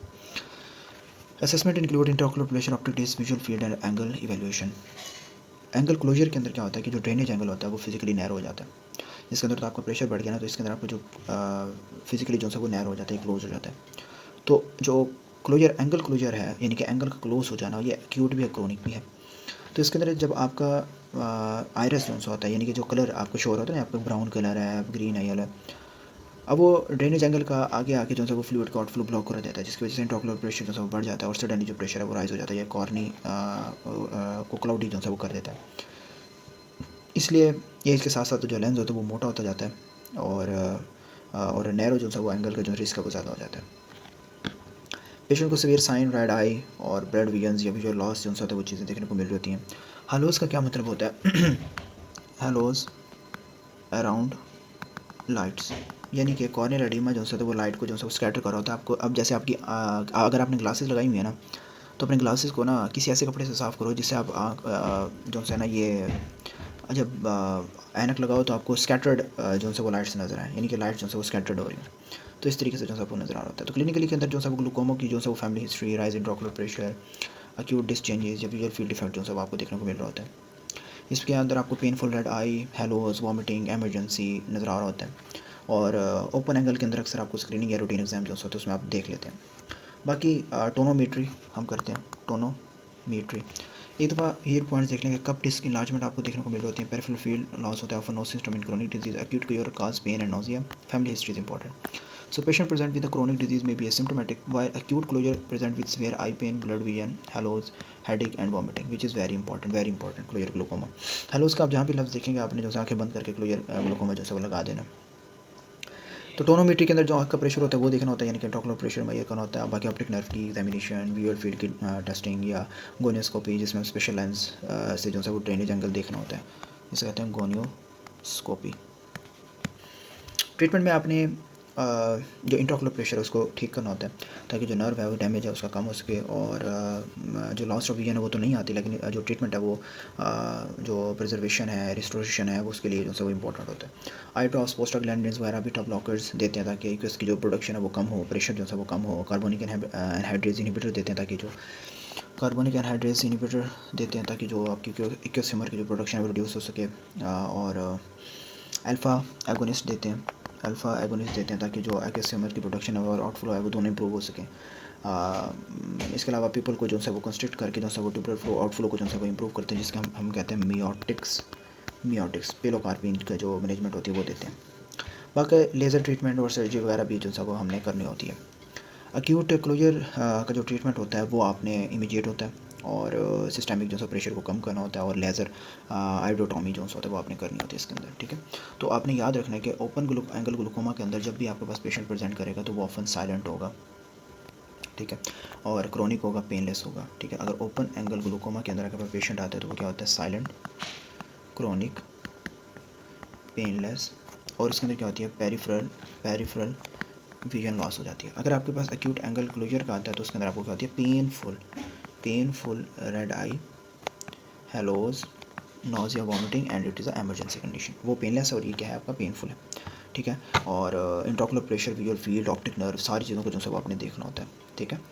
और अगर आपको डिफ्रेंशिएट करना होगा ग्लूकोमा को, आपने कैटरैक्ट के साथ करना है तो ग्लूकोमा जिसमें आपको फील्ड लॉस हो रहा होता है, रेड आई होती हैं, और कैटरैक्ट के अंदर आपको पेनलेस, ब्लर और क्लियर, जो मैंने अभी आपको ऊपर बताया कि वो जैसे पर्दा आगे गिर जाते हैं वो आपको नज़र आ रहा होता है, ठीक हो गया। फिर आपका आ जाता है रेटिना एंड विट्रस। अब रेटिना के अंदर आपकी मोस्ट कॉमनली डायबिटिक रेटिनोपैथी, आपने मैक्रोवैस्कुलर डिजीज़ के अंदर ये चीज़ें पढ़ी होंगी कि जो माइक्रोवैस्कुलर कॉम्प्लिकेशंस है उसमें आपके जो रेटिना होता है, यानी कि आँख का पीछे वाली लाइट होती है वो सेंसिटिव हो जाती है, और जो उसके ब्लड वेसल्स होते हैं वो डैमेज हो जाते हैं, और जिसकी वजह से जो ब्लड प्रेशर है वो हाई हो जाता है। आपके डायबिटिक पेशेंट के अंदर रेटिनोपैथी, नेफ्रोपैथी, न्यूरोपैथी होने के चांसेस सबसे ज़्यादा होते हैं, ठीक है। अगर लंबे अरसे तक अगर आपकी शुगर अनकंट्रोल्ड है ना, तो अभी ये मैं अभी समझा रहा हूँ ताकि जो नीचे के जो से टॉपिक्स हैं ना आपके हाइपरटेंशन ये चीज़ें, तो वो भी आपको समझ आ सके। जो से शुगर या रेटिनल ब्लड वेसल्स होते हैं उनको डैमेज कर रही होती है। अब उसकी वजह से वही चीज़ें होती हैं कि आपकी माइक्रो एन्यूरिज्म, यानी कि छोटी जो ब्लड वेसल्स होती हैं ना उनमें वो आपकी आस्ते आस्ते फूल रही होती हैं। जब फूलती हैं तो उसकी वजह से फ्लूइड या ब्लड लीक कर रहा होता है। जब ब्लड लीक कर रहा होता है तो जो कैपिलरीज होती हैं वो आपकी क्लोज हो जाती हैं। जब क्लोज होती हैं तो आपकी जो रेटिना का कुछ हिस्सा होता है वो उसको ऑक्सीजन भी कम मिल रही होती है। अब जो रेटिना होता है जो VEGF है, यानी कि वेस्कुलर एंडोथेलियम ग्रोथ फैक्टर होते हैं, VEGF, vascular endothelium growth factor, यानी कि जो आपके न्यू ब्लड वेसल जो से बनवाते हैं वो आपके रिलीज़ कर रहे होते हैं। इससे जो है वो न्यू वेस्कुलराइजेशन होना स्टार्ट हो जाती है, न्यू वेस्कुलराइजेशन होना स्टार्ट हो जाती है, ठीक है। यानी कि गैर मामूली जो ब्लड वेसल्स है वो बनना स्टार्ट हो जाती हैं, ठीक है। और वो आसानी से जो है ब्लीड करती हैं, जिसकी वजह से आपको जो है वो ब्लीड कर रही होती हैं, ब्लीड करके जो है वो आपको विट्रस हेमरेज की जो है वो आपको चीज़ें देखने को मिल रही होती हैं, रेटिनल अटैचमेंट का जो है वो सबब बन सकती हैं। अब इसके अंदर दो कंडीशन होती हैं, एक नॉन प्रोलिफरेटिव, एक प्रोलिफरेटिव। नॉन प्रोलिफरेटिव के अंदर क्या होता है कि आपके जो वेसल्स होते हैं, एग्जिस्टिंग वेसल, वो आपके डैमेज हो जाते हैं, लीक कर रहे होते हैं, बंद हो जाते हैं, लेकिन अब नॉर्मली वेसल जो है वो नहीं बन रहे होते, micro aneurysm, haemorrhage and exudates. Proliferative के अंदर न्यू वेस्कुलराइजेशन बन रहे होते हैं, यानी कि आपके ऑक्सीजन की कमी की वजह से अब नॉर्मल न्यू ब्लड वेसल्स बनते हैं जो बाद के अंदर फ्रेजाइल होते हैं और ब्लड जो है वो आपका बने होते हैं, which is a life threatening condition. Patient में वही है कि लॉन्ग डायबिटीज़ हिस्ट्री होती है, माइक्रो एनोरिज्म होता है, dot blot haemorrhage, very important dot blot haemorrhage जो है वो हम डायबिटिक रेटिनोपैथी के जो पेशेंट्स होते हैं उसके अंदर हम देख रहे होते हैं, ठीक है। फ्लॉटर्स हमें नज़र आ रहा होता है कि फ्रजाइल न्यूक्लियस की वजह से जो विट्रस के अंदर का ब्लीड है वो ब्लीड हो सकती है और ब्लड के जो पार्टिकल्स हैं वो फ्लोट की तरह जो है नज़र आ रहे होते हैं। ठीक है, तो ये डॉट एंड प्लॉट को हेमरेज को जो है आपने नहीं बोलना। बाकी ट्रीटमेंट के अंदर जो है आपने सिस्टमिक ब्लड प्रेशर को कंट्रोल करने के लिए जो है वो चीज़ें देखनी होती हैं। और अकुलर ट्रीटमेंट के लिए आपने एंटी VEGF इंजेक्शन देने होते हैं। कौन से देने होते हैं? एंटी VEGF, ये इंजेक्शन जो है आपने देने होते हैं, ये याद रख लें। इससे जो है वो आपकी VEGF को ब्लॉक करते हैं, जिसमें नॉर्मल वैसल जो है वो नहीं बनती और लीकेज नहीं होती। नेक्स्ट आ जाता है आपका स्क्विंट। बात करते हैं पैरालाइटिक स्क्विंट। अब जो इंपॉर्टेंट टॉपिक थे ना वो आपके ऑलमोस्ट हो गए हैं। ओपन एंगल क्लोजर जो ग्लूकोमा है या क्लोजर एंगल है, और इसके अलावा जितने भी ऊपर टॉपिक्स हम करके हैं वो सारे जो है वो ईजी थे। तो इसके अंदर जो पेशेंट के आपने सिर्फ प्रेजेंटेशन को जो है आपने देखना होता है। स्क्विंट या स्ट्रैबिस्मस जो होता है उसका मतलब ये होता है कि आँखें जो है वो एक आँख नीचे और एक आँख ऊपर का होना। ठीक है, यानी कि एक आँख जो है वो नीचे और एक आँख जो है वो आपका ऊपर होना। ठीक है, तो चीज़ें जो है वो एक ही जो सी चीज़ पर जो है अलाइन नहीं रहती। ठीक है, और फोकस इंसान जो है वो नहीं करता। तो नॉर्मल जो होता है वो आपकी बाइनोकुलर जो है वो विजन्स होती हैं, यानी दोनों आँखों की जो है वो एक इमेज जो है वो बना रही होती है, लेकिन इसके अंदर जो है वो अलाइनमेंट से डिफरेंट होती है। तो कितनी इमेज बन रही होती हैं? 2 इमेजेस बन रही होती है। So one or more extraocular muscles become weak from nerve palsy or muscle disease. So diplopia is a common in adults. Deviation is worse in the direction of action of weak muscles. बच्चों में अक्सर जो है वो brain का जो एक आँख की जो इमेज होता है वो सप्रेस कर देता है, इग्नोर कर देता है, जिससे जो है वो एम्ब्लियोपिया होना देखने को मिल रहा होता है, विच इज़ एम्ब्लियोपिया। ठीक है, एम्ब्लियोपिया यानी कि जो ऐसी आँख जो उनसे सुस्त हो वो डेवलप जो है वो नहीं कर सकती। तो एडल्ट्स के अंदर जो है वो सप्रेशन कम होता है, इसलिए जो है उनको वो डिप्लोपिया जो है वो नज़र आ रहा होता है। अब इसके अंदर जो होता है वो कंडीशंस आ जाती हैं आपकी non paralytics squint. Non paralytic squint का मतलब ये होता है कि जो कॉमिटेंट स्क्विंट होता है, यानी कि आपकी जो डेविएशन होती है, एंगल होती है, हर डायरेक्शन में जो है आपका गेज ओवर लगभग जो है वो सेम होता है। ये आँख की जो मूवमेंट होती है वो जनरली फुल होती है, लेकिन जो अलाइनमेंट होती है वो गलत होती है। और इसकी जो कॉमन एग्जांपल्स हैं वो अकोमोडेटिव एस्ट्रोपिया होता है, यानी कि ग्लासेस का नंबर, फोकस, ये चीज़ें कम होता है। इन्फेंटाइल एस्ट्रोपिया, ये चीज़ें होती हैं। ठीक है, और अगर आँख का मसल जो है वो पैरालाइज हो जाए तो हम उसे कहते हैं non paralytic squint. Usually appears in childhood and is not caused by muscle paralysis. A child often does not complete out double vision because suppression develops. So amblyopia जो मैंने अभी आपको बता रहा हूँ can develop into the deviation of the eyes. अब इसके अंदर आपका रिफ्रैक्टेड एरर के अंदर ज़्यादा मसला आ रहा होता है नॉन पैरालाइटिक स्क्विंट का, कि आपकी जो ग्लासेस होते हैं उनका नंबर का मसला हो रहा होता है, या बाइनोकुलर कंट्रोल जो है वो वीक हो जाता है, यानी कि एक इमेज बनाना। एबनॉर्मल अकोमोडेशन जो सा कवरेज है वो एबनॉर्मल जो अकोमोडेशन कवरेज रिलेशन है वो आपका वीक हो जाता है, तो उसकी वजह से आपको मसला आना स्टार्ट हो जाता है। अलाइनमेंट का कुछ नहीं होता है। Hypermetropia associated with convergent squint, corneal light reflex and cover cell test help diagnose. Early treatment present with permanent visual loss. So child with eye deviation, really no diplopia complaint, amblyopia risk is ज़्यादा. Cover test is important and the patient notice one eye turning in or out, especially when the child is tried or focusing. Diagnosis के अंदर आपने जो सब vision testing, corneal light reflexes वगैरह का test करवाने होते हैं, कवर टेस्ट, रिफ्रैक्टरी चीज़ें करवानी होती है। ट्रीटमेंट के अंदर जो आपने ग्लासेस वगैरह देने होते हैं सिंपल, और जो एम्ब्लियोपिया का जो ट्रीटमेंट है ना वो आपने देना होता है। ठीक है ना, और स्ट्रॉन्ग आई को जो है वो आपने टेम्प्रेरी ब्लर या कवर करना होता है, और जो वीक होती है उनको जो है आपने मसल जो है उसकी डेवलपमेंट है उसकी इंप्रूव करनी होती है थ्रू द एक्सरसाइज वगैरह जो ज़्यादा होता है। इसके अलावा बोचुलिनम टॉक्सिन जो होता है वो आप सेलेक्टेड केसेस के अंदर दे सकते हैं, ताकि जो टेम्प्रेरी वीकन है वो आपका वो अलाइनमेंट जो है वो इम्प्रूव हो सके। दोनों जो कंडीशन होती हैं पैरालाइटिक और नॉन पैरालाइटिक स्क्विंट, उसके अंदर जो होता है आपने सिर्फ इतना याद रखना है कि child with inward squint, no double vision, and reduce vision in one eye, it is non-paralytic accommodative या childhood strabismus. Adult ये क्या है आपका non paralytic. अगर adult है with sudden onset double vision, one eye not open या moving fully, face turn, may be हेटिक, तो इसे कहते हैं हम पैरालाइटिक स्क्विंट या क्रेनियल नर्व पाल्सी। क्या कहते हैं हम? पैरालाइटिक या स्क्विंट या फिर आपका क्रेनियल नर्व पालसी। तो ये कंडीशन आपने याद रखनी है। फिर आपका आ जाता है नर्व, क्या कहते हैं अपना, ऑप्थेल्मोपैथी, और इसके अंदर जो सबसे पहला होता है वो आपका होता है papilloedema, very common. Papilloedema is optic disc swelling caused by intracranial pressure की वजह से जो आपकी ऑप्टिक नर्व होती है वो स्वेलिंग हो जाती है। और पेशेंट आपके पास कैसे प्रेजेंट होता है? With bilateral disc swelling, increase ICP symptoms, transient dimming of vision, disc margin blurred. So patient usually present with headache, nausea, transient episode of division, swelling disc on examination. ठीक है। इसके अलावा optic atrophy होती है। Optic atrophy का मतलब ये होता है कि जो आपका means failure of the optic nerve from the previous damage, it is sine not a disease diagnose by itself.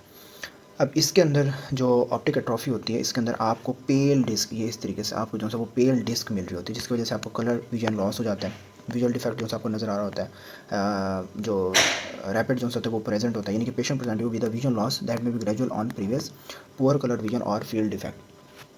ठीक है। तो इसकी कॉमनली जो सा हिस्ट्री होती है वो ये होती है कि आपके पास जो होता है वो आपको ग्लूकोमा हुआ हो या न्यूराइटिस हुआ हो, कंप्रेशन हो, इस्कीमिया हो या हेरिडेटरी काज हो, कोई भी ऐसी रीज़न जो आपके ऑप्टिक नर्व को जो है वो आपको डैमेज कर रही हो। ठीक है।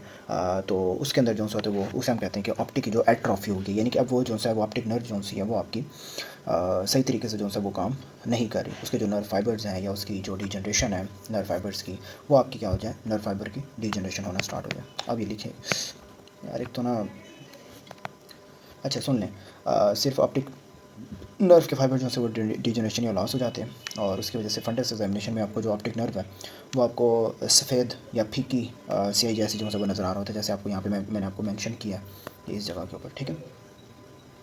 तो बस आपने इतना याद रखना। बाकी पेशेंट आपके पास प्रेजेंट करता है विजुअल लॉस के साथ, कलर विजुअल फील्ड डिफेक्ट के अंदर। डायग्नोसिस के अंदर आपने ऑप्थेल्मिक पेन, ऑप्थेल्मिक एग्जामिनेशन करवाना होता है, और आपने जो है वो सफ़ेदिया जो है वो ढूंढना होता है। ठीक है। और एट द एंड जो है ट्रीट आपने अंडरलाइन काज को करना होता है, द न्यूराइटिस है या कोई भी ऐसी कंडीशन हो तो आपने ठीक करना है। ठीक है।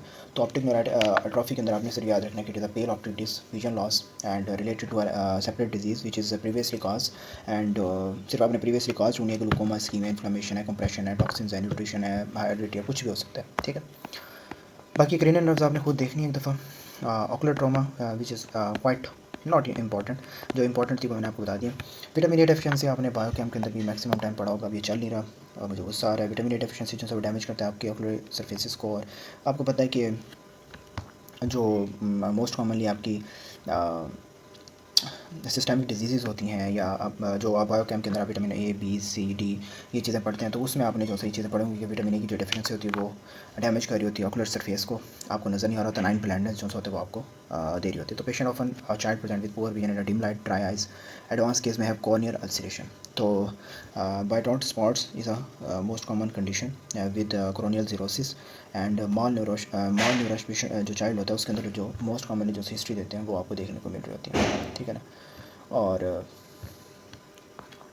डायबिटीज़ ऑलरेडी आपने माइक्रोवेस्कुलर डिजीज़ पढ़ी हुई, इसलिए मैंने आपको ऊपर बताया था कि मैं आपको अभी पढ़ा रहा हूँ। इसमें हाइपरटेंशन आपने ऑलरेडी पढ़ा हुआ है, कोलाजन वेस्कुलर डिसऑर्डर आपने ऑलरेडी पढ़े हुए हैं कि आपकी जो स्क्लेरा यूवीआई रेटिना है उसकी जो ऑटोइम्यून जो होता है वो कनेक्टिव टिश्यूज़ की जो है वो डिजीज़ वगैरह होती हैं। ठीक है। थायराइड हम ऊपर पढ़ रहे हैं, और नीचे आ जाती हैं आपकी ऑप्थेल्मिक थेरापेटिक्स। अब टॉपिकल एंटीबायोटिक्स के अंदर बैक्टीरियल आई इन्फेक्शंस हो या प्रोफ्लेक्सिस हो, उनके अंदर जो होता है वो सेलेक्टिव सिचुएशंस के अंदर जो है वो हम देख रहे होते हैं। ठीक है। और आपको जो होता है वो they work best when the diagnosis bacteria and diagnosis adequate. तो एक दफ़ा देख लीजिएगा कि when patient use bacterial conjunctivitis, lid infection, microbial keratitis with compatible findings, तो आपने जो है वो एंटीबायोटिक्स जो है वो यूज़ करनी होती है। बाकी एंटीवायरल होती हैं, वो एंटीवायरल ट्रीटमेंट के अंदर आपने देखनी होती हैं, और एंटीफंगल ड्रग्स हैं, लोकल एनेस्थीसियाज हैं। लेकिन हाँ ये इंपॉर्टेंट है, एंटी ग्लूकोमा की जो होती हैं। अच्छा, जितनी भी डिजीज़ है ना, 6 क्वेश्चन आने, 6 क्वेश्चन में से जो मैंने आपको ऊपर डिजीज़ बता दिया ना, इट्स मोर दैन इंपॉर्टेंट। यार ये क्यों नहीं चल रही? एक तो बंदा लाइव पढ़ा रहे हो ना, फिर तो कोई मसला नहीं है, रिकॉर्डिंग भी तो पूरी आवाम ने देखना होता है कि बंदा गाल भी नहीं काट सकता। तो अब ये अच्छा, ऊपर जितनी भी मैंने आपको डिजीज़ पढ़ा दिया ना वो मोर दैन एनफ है, मोर दैन एनफ है। ठीक है। एंटी ये जितने भी ड्रग्स हैं ना वो आपने एक दफ़ा खुद से देख लेने। ठीक है ना। एंटी ग्लूकोमा के जो ड्रग्स हैं ये इंपॉर्टेंट है। ठीक है। बीटा ब्लॉकर्स, सीटोजेनामाइड, पेलियोकार्पिन, ये सारी चीज़ें जो है वो इंपॉर्टेंट होती हैं। फ्लोरेसेंस डाई जो है वो आपने देख लेना है कि इसमें क्या होता है। बाकी इट्स नॉट इंपॉर्टेंट, मेडिटिक, साइक्लोप्लेजिक या स्टीरॉइड्स। ठीक है। फार्माकोलॉजीज़ की जो है वो जितने भी ड्रग्स हैं वो एक दफ़ा आप सिर्फ ऊपर से देख लेना, it's not quite important. Disease are important, disease are very important, और उसी के अंदर जो मैंने आपको डिजीज़ बताई हैं that are important, and they are important enough to study about it. Thank you so much.